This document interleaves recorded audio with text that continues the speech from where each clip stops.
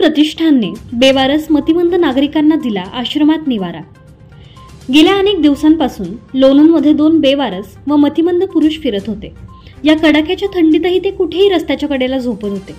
कचऱ्यात पडलेले अन्न फळे खात अर्धनग्न अवस्थेतील या दोघांचीही अवस्था फारच दयनीय पाहावयास मिळत होती।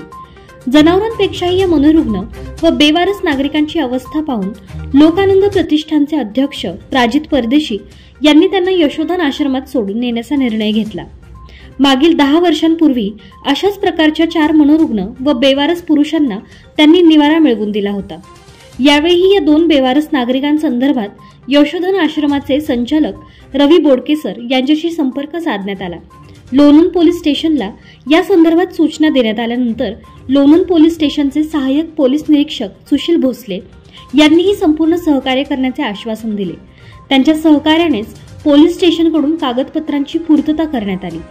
लोकानंद प्रतिष्ठानचे काही कार्यकर्त्यांना घेऊन या बेवारस मनोरुग्णांना शोधून त्यांना गाडीत बसवण्याची मोहीम हाती घेण्यात आली।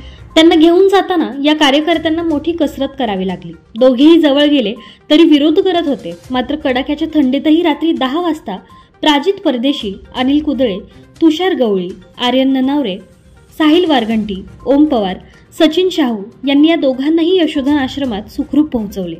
या दोघांना आता सुखरूप पोहोचवल्यानंतर सर्व कार्यकर्त्यांच्या चेहऱ्यावरचा आनंद स्पष्ट दिसत होता। लोणंद फेस्टिवलच्या माध्यमातून महिलांची बाईक रॅली, गरबा दांडिया महोत्सव आणि विविध सामाजिक कार्य करणाऱ्या लोकानंद प्रतिष्ठानच्या माध्यमातून लोणंद शहरात फिरणाऱ्या मतिमंद व बेवारस नागरिकांना निवारा मिळवून देण्याचे कार्यही यापुढील काळात करण्याचा संकल्प करण्यात आलाय।